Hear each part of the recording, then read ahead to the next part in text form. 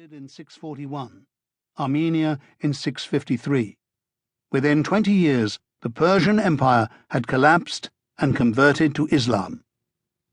The velocity of the conquest was staggering, the ability to adapt extraordinary. Driven by the word of God and divine conquest, the people of the desert constructed navies to wage the holy war by sea, in the dockyards of Egypt and Palestine, with the help of native Christians, and took Cyprus in 648, then defeated a Byzantine fleet at the Battle of the Masts in 655. Finally, in 669, within 40 years of Muhammad's death, the Caliph Muawiyah dispatched a huge amphibious force to strike a knockout blow at Constantinople itself. On the following wind of victory, he had every anticipation of success. To Muawiyah, it was to be the culmination of an ambitious long-term plan, conceived and executed with great care and thoroughness. In 669, Arab armies occupied the Asian shore opposite the city. The following year, a fleet of 400 ships sailed through the Dardanelles and secured a base on the peninsula of Cyzicus, on the south side of the Sea of Marmara. Supplies were stockpiled, dry dock and maintenance facilities created to support a campaign that would last as long as was necessary. Crossing the straits west of the city, Muslims set foot on the shores of Europe for the first time. Here they seized a harbour from which to conduct the siege and mounted large-scale raids around the hinterland of the city. Within Constantinople itself, the defenders sheltered behind their massive walls, while their fleet, docked in the Golden Horn, prepared to launch counterattacks against the enemy. For 5 successive years, between 674 and 678, the Arabs conducted the campaign on a steady pattern. Between spring and autumn each year, they besieged the walls and mounted naval operations in the straits that involved running battles with the Byzantine fleet.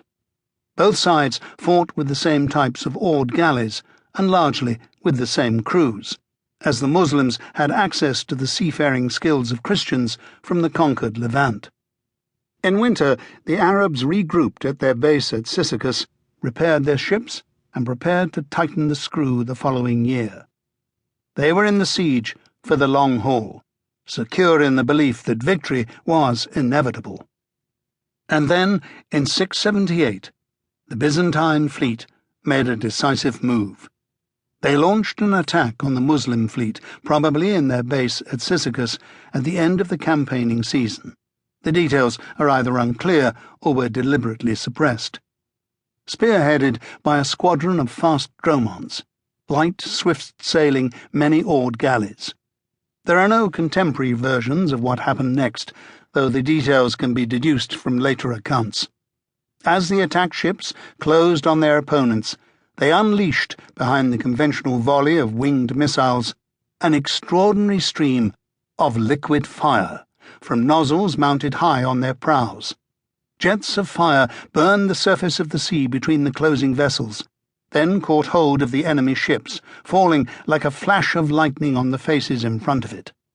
The explosion of flame was accompanied by a noise like thunder. Smoke darkened the sky, and steam and gas suffocated the terrified sailors on the Arab ships.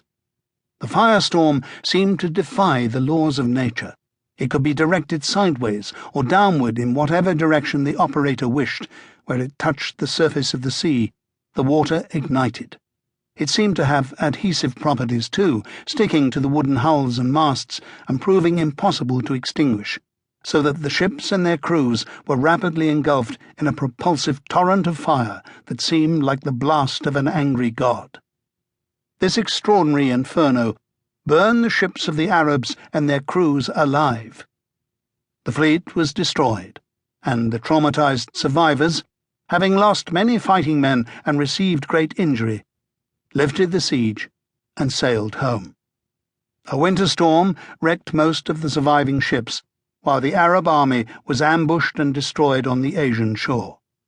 Discouraged, Muawiyah accepted a 30-year truce on unfavourable terms in 679 and died a broken man the following year. For the first time, the Muslim cause